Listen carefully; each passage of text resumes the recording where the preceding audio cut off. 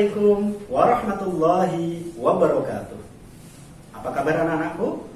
Saya berharap kalian semua tetap sehat dan semangat. Mudah-mudahan Allah melindungi kita semua.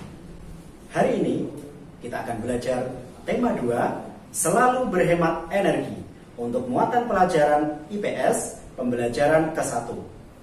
Sebelumnya, silakan kalian siapkan buku bahan belajar daring halaman 126 sampai 129. Kemudian buku paket tematik tema 2 dan alat tulis. Baik, mari kita awali pembelajaran pada kesempatan hari ini dengan membaca basmalah. Bismillahirrahmanirrahim. Nah, pembelajaran kita hari ini ada 2 indikator yang mesti dikuasai oleh kalian semua, ya. Yang pertama adalah siswa dapat menjelaskan pengertian dan jenis-jenis sumber daya alam. Kemudian yang kedua, siswa dapat menjelaskan pemanfaatan sumber daya alam laut. Untuk kata kunci pembelajaran hari ini adalah sumber daya alam. Kemudian kita akan simak tema tentang sumber daya alam di dalam Al-Quran. Silakan bisa kalian lihat di surah Al-Baqarah ayat 164.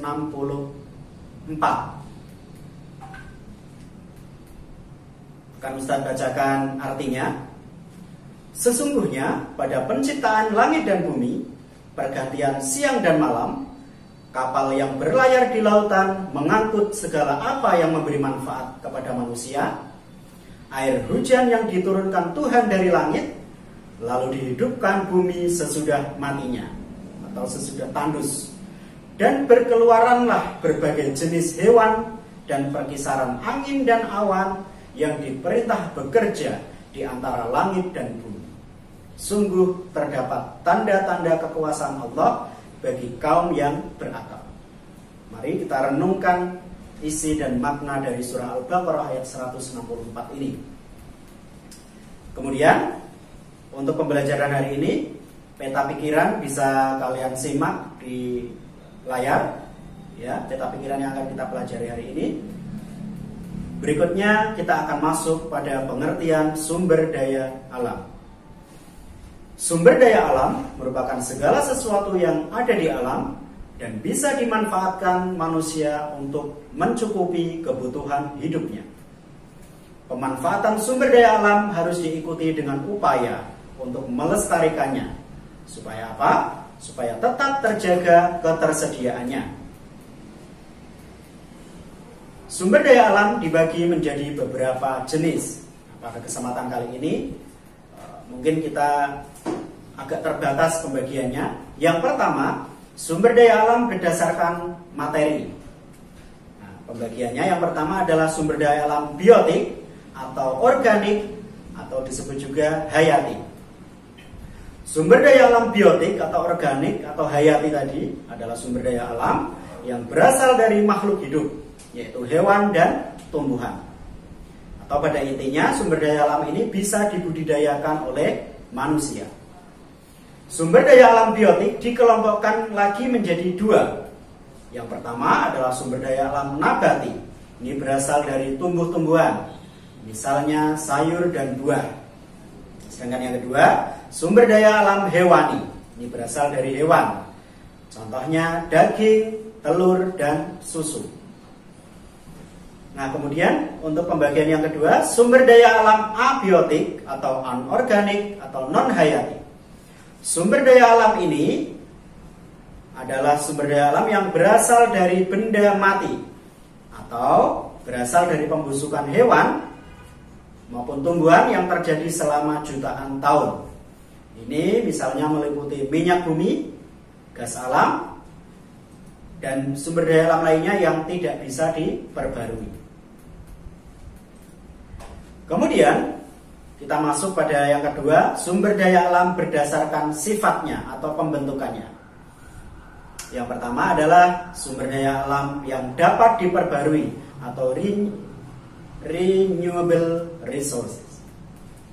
Sumber daya alam yang dapat diperbarui dapat dibentuk kembali oleh alam dalam siklus yang relatif cepat atau bisa juga dikembangbiakan oleh manusia. Misalnya air, udara, tanah, tumbuhan, dan hewan. Sedangkan yang kedua adalah sumber daya alam yang tidak dapat diperbarui atau unrenewable resources. Sumber daya alam yang tidak dapat diperbarui memiliki jumlah yang sangat terbatas karena tidak ada penambahan jumlah. Dan proses pembentukannya memerlukan waktu ribuan hingga jutaan tahun lamanya. Sumber daya alam yang tidak dapat diperbarui meliputi 1. Sumber daya alam energi, yaitu sumber daya alam yang digunakan untuk memenuhi kebutuhan energi atau tenaga. Contohnya minyak bumi, gas alam, dan batu bara.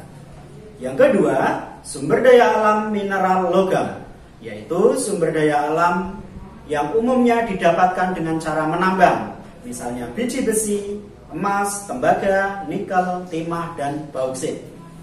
Dan yang ketiga adalah sumber daya alam mineral bukan logam. Sebagian besar merupakan bahan penunjang industri. Contohnya batu kapur, belerang, pasir, asbes, mika, dan intan. Nah, kalian bisa mencari sendiri, bisa searching juga terkait manfaat dari contoh-contoh sumber daya alam yang tadi sudah disebutkan. Kemudian pemanfaatan sumber daya alam laut. Nah, Indonesia mendapat julukan sebagai negara maritim. Mengapa? Karena 2/3 wilayahnya merupakan perairan atau lautan. Nah, perairan tersebut memiliki potensi sumber daya alam yang sangat kaya dan bisa dimanfaatkan untuk kesejahteraan penduduk. Berikut ini adalah beberapa contoh potensi sumber daya alam laut Indonesia yang bisa dikembangkan.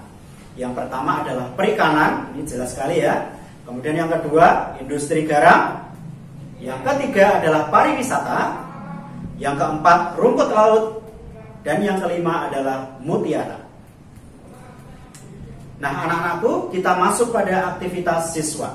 Untuk petunjuk pengerjaannya, bacalah teks bacaan tentang sumber daya alam pada buku paket tema 2 halaman 7. Di situ ada ayo membaca. Kemudian jawablah pertanyaan yang ada di bawah teks tersebut. Jika kalian mengalami kesulitan, kalian bisa berdiskusi dengan orang tua atau saudaramu di rumah. Kemudian tuliskan jawabanmu pada buku bahan belajar daring jilid 2 halaman 127. Jika kalian sudah selesai mengerjakan aktivitas siswa, kalian bisa melanjutkan dengan mengerjakan latihan soal pengayaan pada buku BPD jilid 2 halaman 128. Setelah selesai mengerjakan latihan pengayaan, kalian bisa mengisi lembar capaian pemahaman materi atau LCPM pada buku BPD jilid 2 halaman 129. Baik anak-anakku, itulah pembelajaran kita hari ini. Mudah-mudahan bermanfaat dan Ustadz selalu berdoa mudah-mudahan kalian tetap sehat dan semangat. Apabila ada yang masih kurang jelas terkait dengan pembelajaran hari ini, kalian bisa memutar ulang video atau bisa juga menghubungi Ustadz Arifin. Terima kasih. Wassalamualaikum warahmatullahi wabarakatuh.